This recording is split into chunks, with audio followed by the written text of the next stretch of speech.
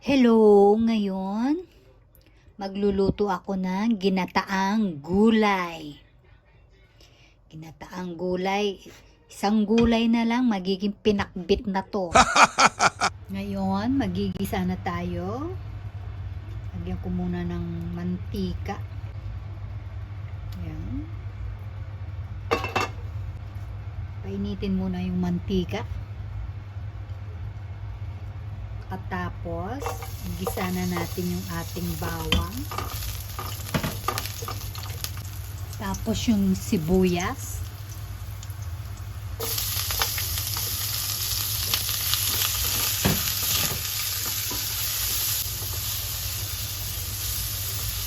Luya.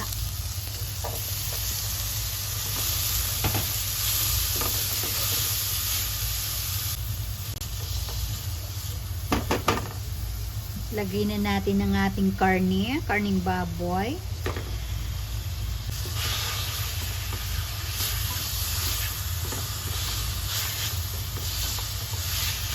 Ayan, naluluto na siya. Lagyan na natin siya ng tubig. Pakuluin lang natin siya ng konti. Ngayon, check na natin siya kung okay na. Okay na. Hindi na kailangan palambutin ito kasi maninipis yung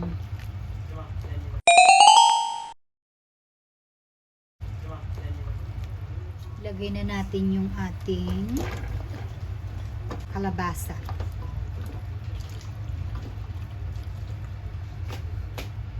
Then, ngayon ko pa lang siya lalagyan ng patis.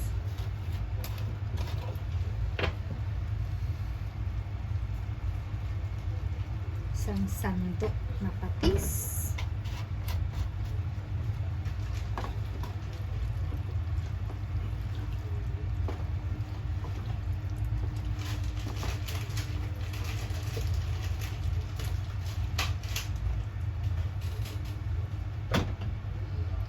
Takpan.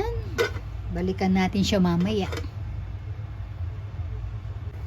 Check natin siya. Ayan. Oh.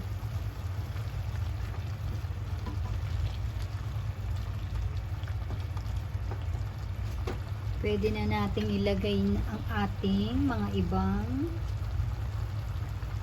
gulay. Ayan. Lagay lang po ng lagay. At yung ating string beans. Lagay po ng lagay. At ilagay na rin na natin yung ating gata.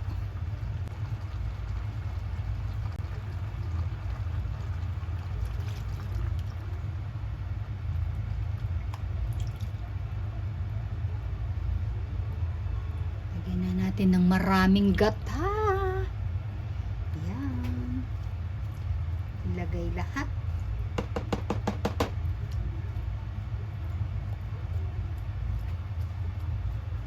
Okay.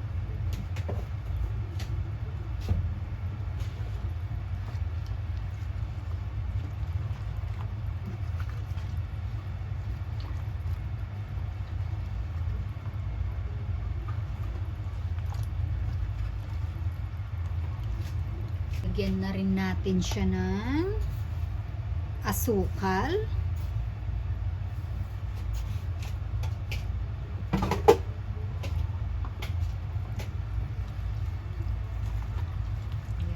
Haluin muna natin siya.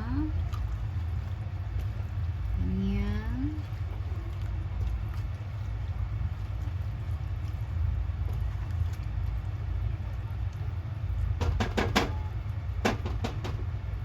At takpan. Okay, let's check. Woo!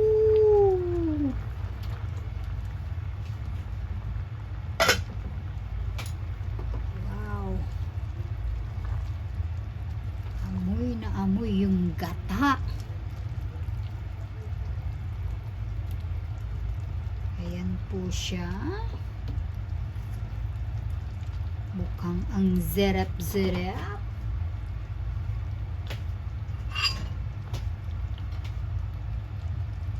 Tapos, tikman natin siya.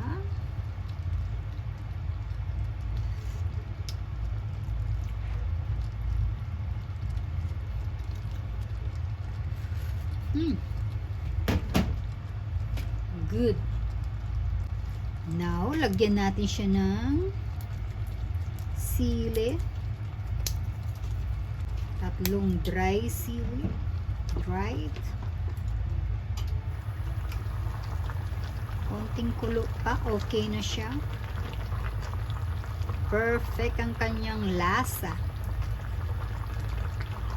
Walang kulang. Walang sobra. Okay lang siya.